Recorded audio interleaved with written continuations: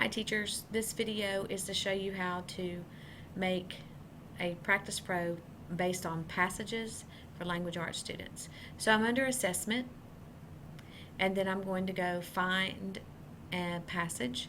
So I'm over on the right hand side, click on that link. Then here I have the option to search for items, passages, or rubrics. I'm going to click on passages. Then I want to choose my subject, which is English Language Arts. My grade level, I'm going to go with 7. And then the standards. Now here, your standards, the default is going to come up for Common Core standards.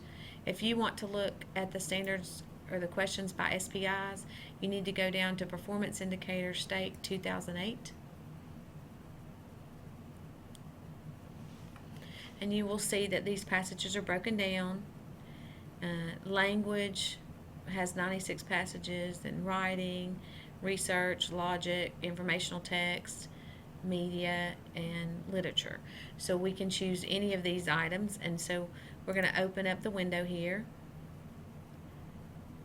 There are 4 passages that have questions that deal with kinds of nouns. Let's go to informational text. I think that will be, there are 49 different passages there, 5 here for clarifying before, during, and after. Use text features to locate information. There are 30. We're just going to select one of these. 6.3. And you'll see our results change to 30, and now we're going to review our results. And you can review these results by the number of items that are available for the passage, and you'll see that there are 43 items, which are questions linked to this passage, 40, and so on, to the least number of items linked. You can view it by grade, by publisher, by subject, or by passage type. Either way. I usually just leave it like it is, depending on what I'm looking for. If I'm under social studies or science, I might be looking for a specific informational text.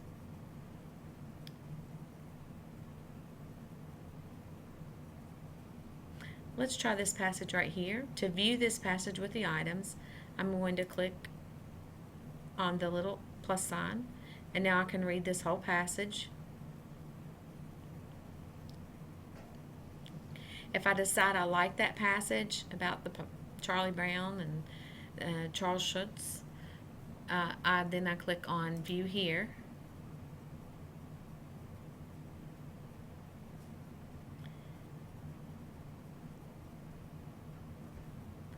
And it will actually give me the opportunity to select questions.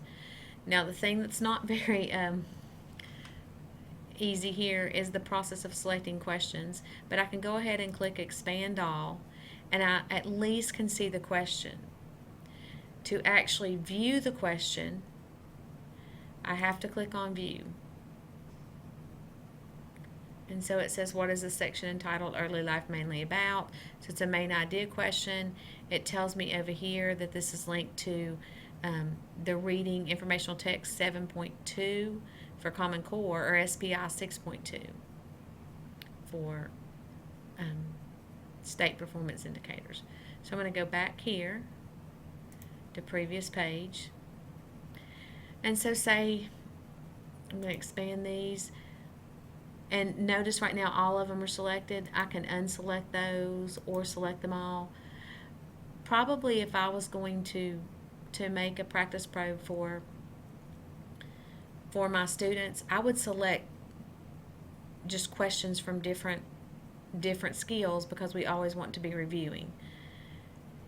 Here's an open response question. You may or may not want to leave that question there on your practice probe. But let's say I just want the first 10 questions. I really like questions that have graphics. So 1, 2, 3, 4.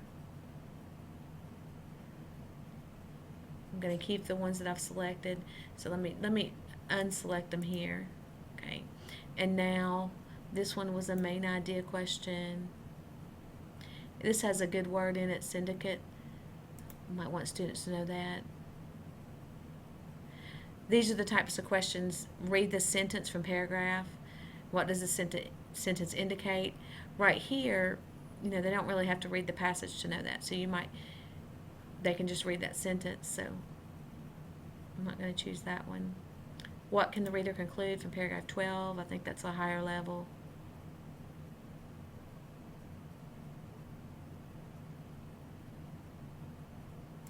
About feelings.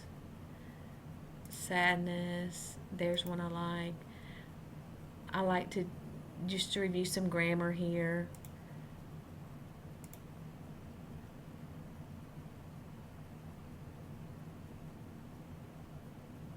Alright, now I like some more grammar review.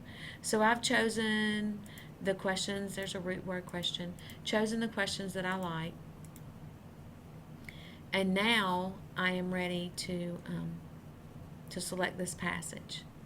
So from this direction going through the passages, I need to say add to a test. And we don't have a test already made that we're adding this to, so we're going to create a new test. And you have that option. See, if I had some language arts test already here that I was making, like Debbie and Jenny do when they're making your benchmarks, they might just add that straight to a test they already had made. But we're going to create a new test with these items.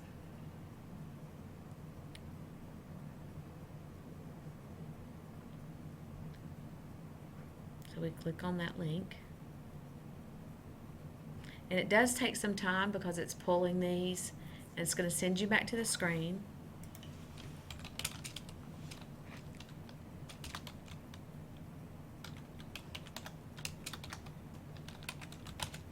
And you can name it whatever you want to name it.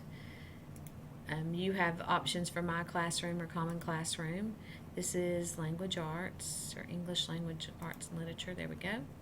And this is a 7th grade task. And you can align it either to the state standards and SPIs or to Common Core there. And we generate the test.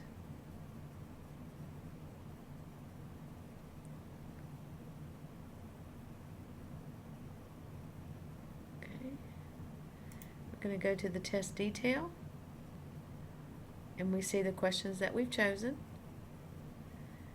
Actually, for some reason, it sent us all 33.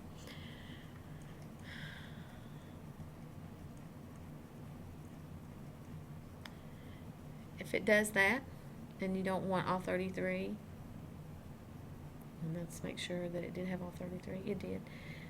What we can do here is go to Customize Test, delete multiple questions, and we can go back and delete the questions that we don't want.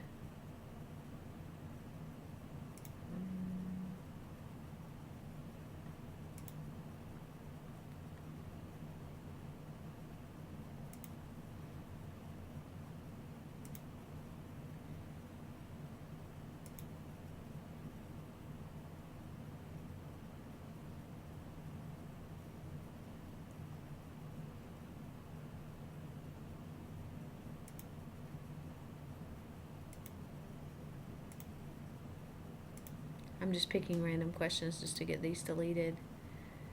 Not really, I'm sure you would put much more thought into the questions that you wanted.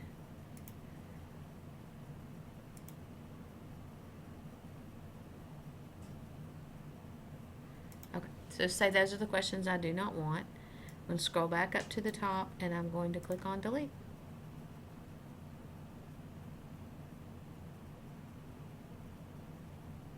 So this is the test, and these are the questions I've chosen 17.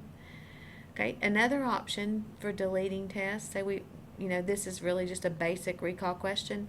I can also, or deleting questions, I can just click remove from the test right there.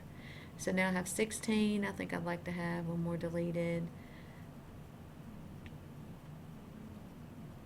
Click on that one. All right. So at this point, I want to make the test public so my students can take this online, or I can share it with people in my building. And I'm going to say ready to schedule. It always asks you if you want to schedule or not, and you'll see that this has 14 warnings. That's because for this particular passage, the questions are aligned to the Common Core standards. That's why it says it's not aligned. And then schedule. When I schedule, I like to just go ahead and make the test available the first day that I make it. And then I usually go to the end of May to have it available to me when I want it. Here, I can make a title, whatever I want it to be. Since it's about Charlie Brown and the Peanuts cartoon, I'm using 7th for grade level and Peanuts. Figure students will be able to remember that for a few minutes. You can scramble the question order. Because this is all one passage, you can scramble the question order. If you had multiple passages, you would not want to do that, because we found that the questions, when they're scrambled, they all won't stay together with one passage. So it's important not to do that if you have more than one passage, but if you just have one, that's fine. And scramble answer choices. That way, if students are reading this side by side on the computer, then you don't have to worry about whether or not they're looking off of each other's work and that kind of thing. And then we're going to say accept quick assignment. So it went out to your classes, and then we're going to say save. So that is how we made our test. And then if you prefer just to print your test, you can always download your test here, put it in a Word document and change the font so it's a larger size, and download the answer key there. Hope this helps. Have fun making some practice probes with passages.